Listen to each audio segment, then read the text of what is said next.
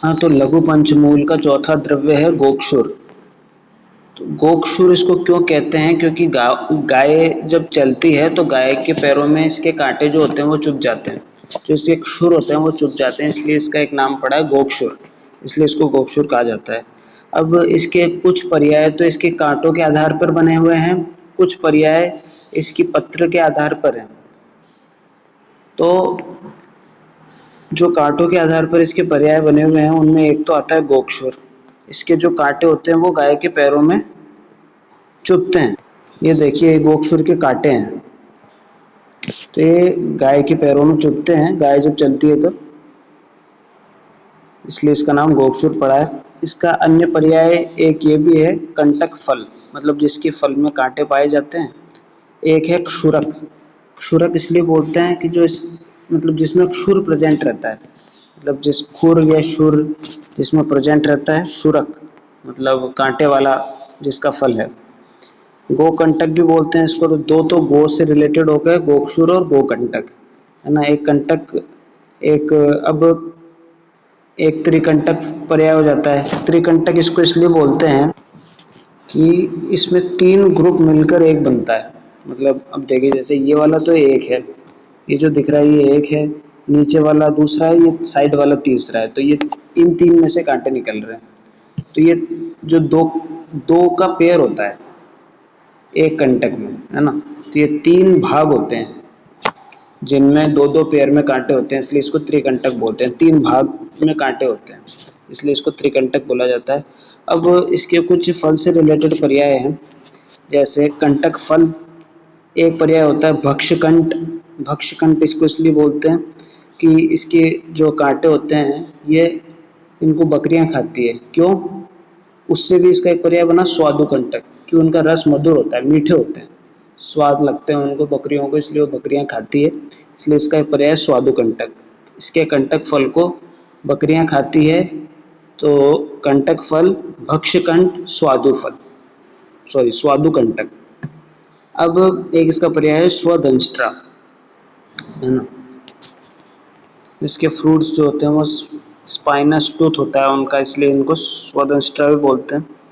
और एक इसका पर्याय हो जाता है षडंग, कि जो अपन कॉमन पंचांग पढ़ते हैं उसमें से एक एक्स्ट्रा अंग प्रेजेंट है, कंटक कांटे, तो इसलिए इसको षडंग भी बोलते हैं। अब इस प्लांट में से और इस प्लांट के मूल में से इक्षु समान गंध आती है, उससे इसका एक पर्याय बन जाता है इक्षुगंधिक। ये तो इसका मूल से रिलेटेड हो गया कि मूल में से या फिर प्लांट में से इक्षु समान गंध आती है, इसलिए इक्षुगंधिक बोल दिया। पत्र जो होते हैं इसके वो चने के समान होते हैं। ये देखिए, ये तो पत्र हैं गोक्ष और ये पत्र हैं चने के। देखिए दोनों में रिजेम्बलेंस होता है, ये तो गोक्षुर के हैं, ये चने के हैं, पत्र एक जैसे होते हैं इन दोनों के, इसलिए इसको चना द्रुम भी बोलते हैं, चने जैसे पत्र होने के कारण। एक पलंकषा पर्याय है। पलंकषा, पलम कहते हैं मांस को, और कश मतलब होता है हिन, हिनस्ती मतलब उसका लेखन करता है। तो जो मांस का लेखन करता है कंटक होने से, मतलब जिसमें जो कांटे होते हैं उस कंटक युक्त होने से ये मांस का लेखन करता है, इसलिए इसका एक पर्याय हो जाता है पलंकषा। ये इसका एक्शन से रिलेटेड पर्याय है। पलंकषा एक्शन से इसको बोलते हैं, इसका जो एक्शन होता है उसके रिलेटेड इसका एक पर्याय हो गया पलंकषा। पलम अर्थात मांसम, और कश मतलब हिनस्ती, उसको खत्म करना, लेखन करना उसका।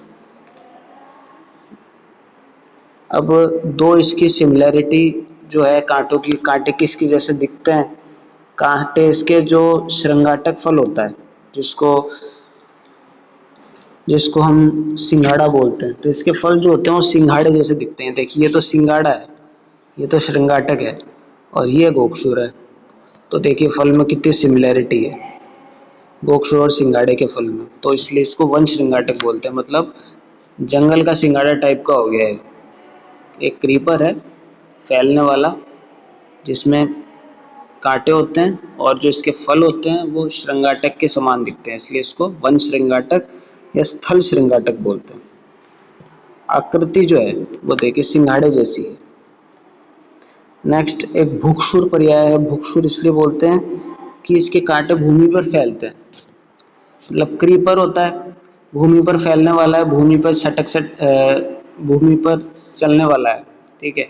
और कांटे भी इसके सारे भूमि पर फैले रहते हैं, ठीक है। तो ऐसा लगता है जैसे भूमि कांटों से आच्छादित है, कांटों के समान हो गई भूमि, ऐसा लगता है। तो इसलिए इसको भूक्षुर बोलते हैं। तो ये गोक्षुर के बारे में पढ़ा।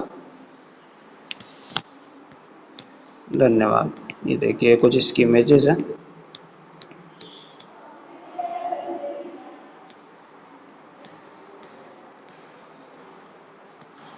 धन्यवाद।